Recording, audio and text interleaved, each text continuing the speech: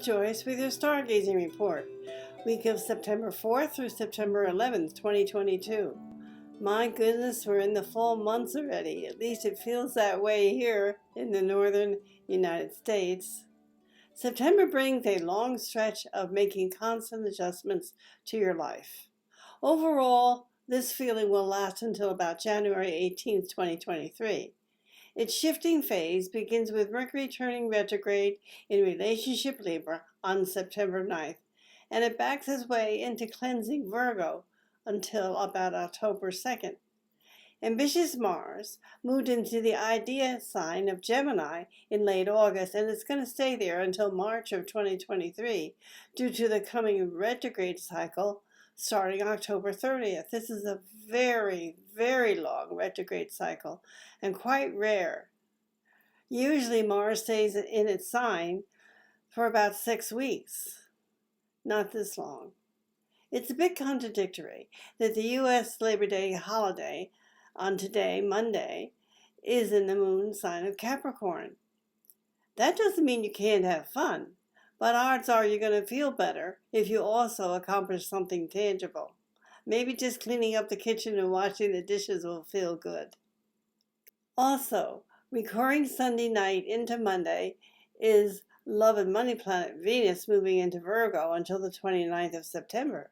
This is a great combination for getting organized, reducing clutter, and getting focused with your work.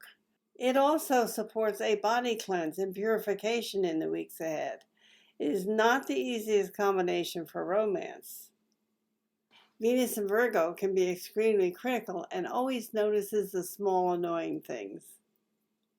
After a mellow Monday and Tuesday, the moon is shocked back into life thanks to an electrifying conjunction with Uranus trine Venus on Wednesday.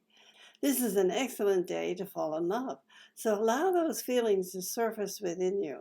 Don't be afraid to feel love. It's a wonderful feeling.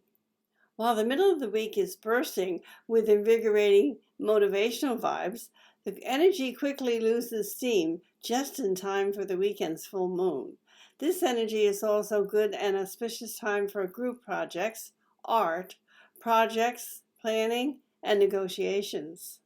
On Thursday, a stabilizing lunar grand trine in Earth draws in Sun and Pluto, making it an excellent time to focus on personal pursuits and endeavors, as well as making a good impression on an existing job or in the search for new employment.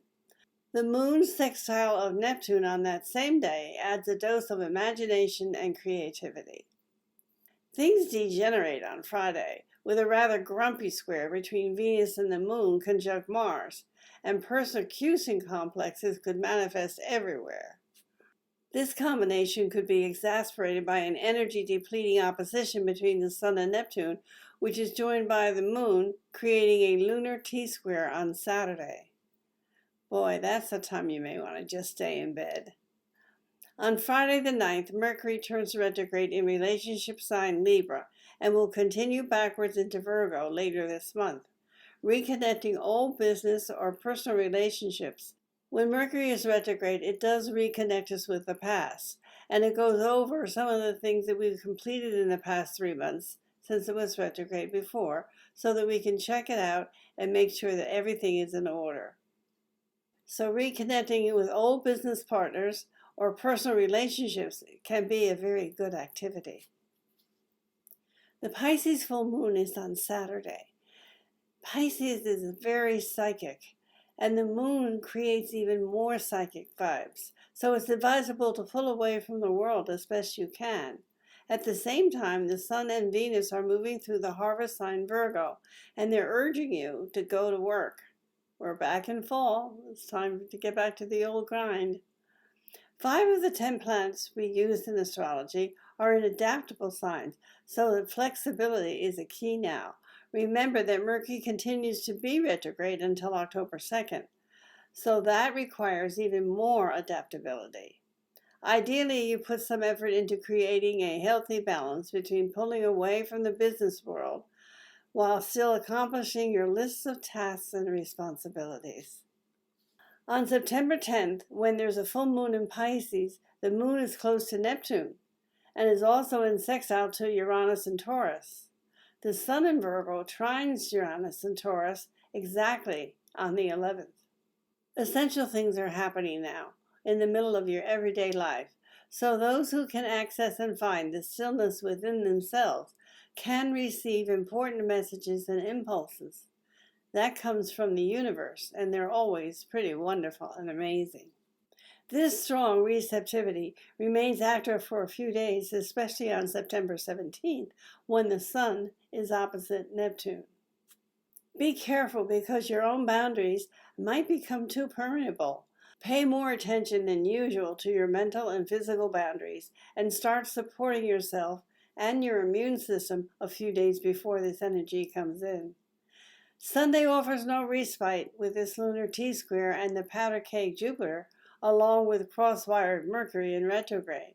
This can create a feeling of walking on eggs all weekend, so be sure to avoid any difficult people.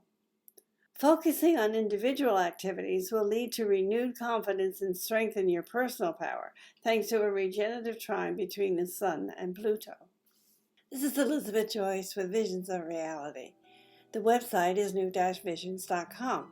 If you'd like to make a call to book some time with me or to schedule an appointment, the 24-hour answering service is 201-934-8986. Thank you for listening, and I'll see you next time.